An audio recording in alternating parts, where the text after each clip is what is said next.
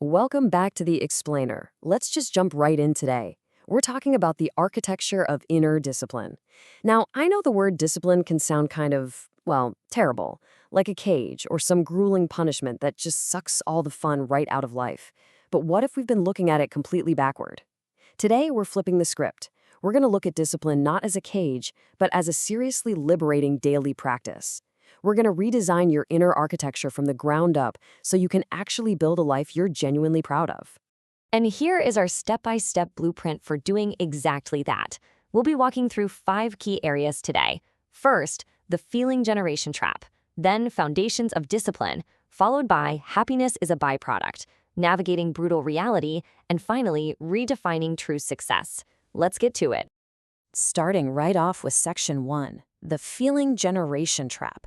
This is the modern dilemma that's keeping so many of us completely stuck in the mud. This source text hits on something super fascinating here. We're officially stuck in the feeling generation. Think about it. We do things simply because we want to feel a certain way in the moment, right? We chase a mood by scrolling for hours or binge watching a whole season in one sitting. But here is the massive catch. When the inevitable guilt or sadness creeps in afterward, we literally have no idea what to do with those feelings. We end up totally paralyzed with absolutely no clue how to shift that negative emotion into a positive action. Notice the massive contrast here between trying to cheat our way to happiness versus doing the actual work. Chasing a feeling is when we try to take a shortcut to a good mood, which, let's be honest, almost always ends in guilt or feeling totally empty. The real fix? That's changing a thought or an action. You see, you can't just command your brain to be happy. No way. You actually have to shift your mindset and your daily habits to organically reach that emotion over time.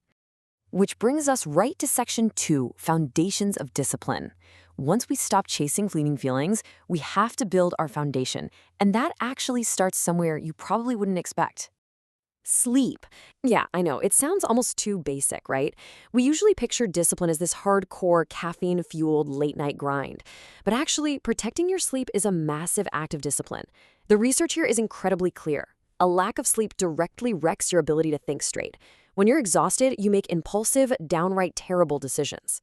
So, prioritizing your physical rest literally dictates whether your mind has the capacity to practice discipline in the first place. Okay, so with a rested mind, we can start laying the real bricks. First up, you have to realize that your true values, they're defined by exactly where you spend your time and money right now.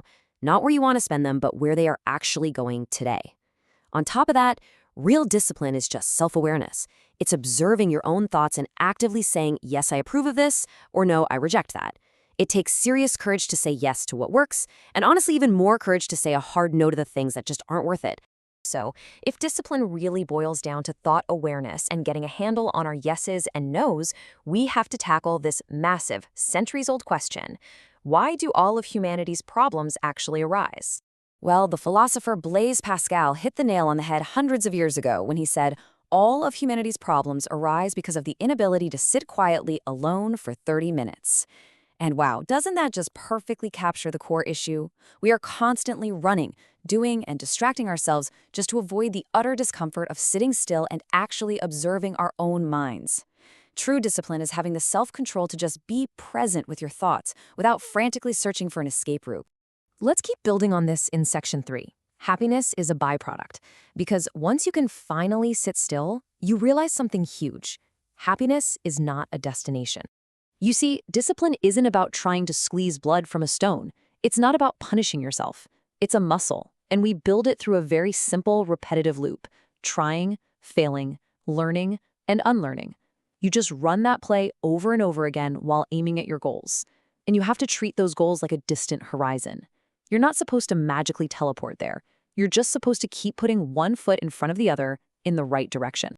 And this is the absolute kicker. You cannot force happiness. It's impossible. Happiness is purely a byproduct of getting the small, mundane, repetitive things right over a long period of time. You don't just wake up and demand, okay, brain, feel happy today. Instead, you put in the daily reps, you build momentum, and happiness just naturally ensues from living with intention. But where should we be directing all this daily effort? Well, Seneca drops a pretty harsh truth on us here. We take these enormous risks to optimize our professional lives, right? We grind for career success. even though it rarely improves our actual personal lives and frankly often turns us into people we don't even like. But if you flip it and optimize your personal life first, if you get your own internal house in order with your family and your friends, you inherently become better at what you do professionally anyway. You end up building a character you can actually be proud of. Now, obviously, building this great internal architecture isn't a magic shield against external tragedies, which brings us to Section 4, navigating brutal reality. Look, when the unexpected hits, it's so easy to just despair or completely freeze up. But instead, you need to lean on a brilliant psychological framework called the Stockdale paradox.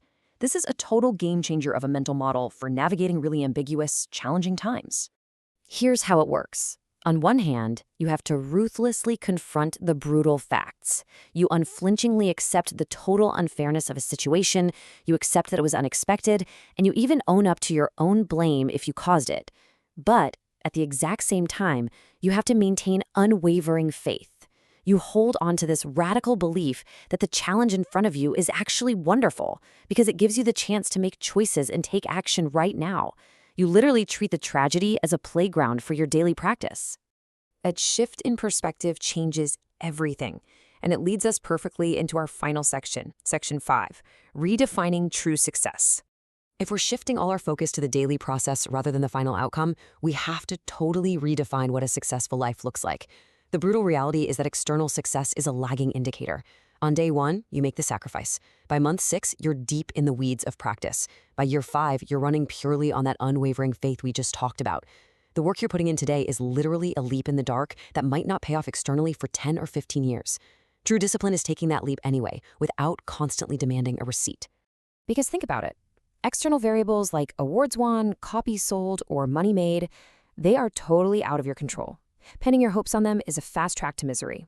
Instead, you've got to lock in on your internal, controllable metrics. Ask yourself, how much did I learn today? Did I build my confidence? Was I fulfilled just by finishing the work? Knowing you did the thing purely for the sake of doing it, that is the only reliable way to truly celebrate your work and actually thrive in the long run. So as we wrap up this explainer, I want to leave you with one final thought to chew on. Life is absolutely going to throw you curveballs. That's a given. But how will you use them to reinforce your inner architecture? What unexpected mishap are you going to choose to treat as your practice playground tomorrow? Remember, discipline is not a cage. It's the mundane, daily practice that ultimately sets you free. Thanks so much for joining me today, and I'll catch you in the next one.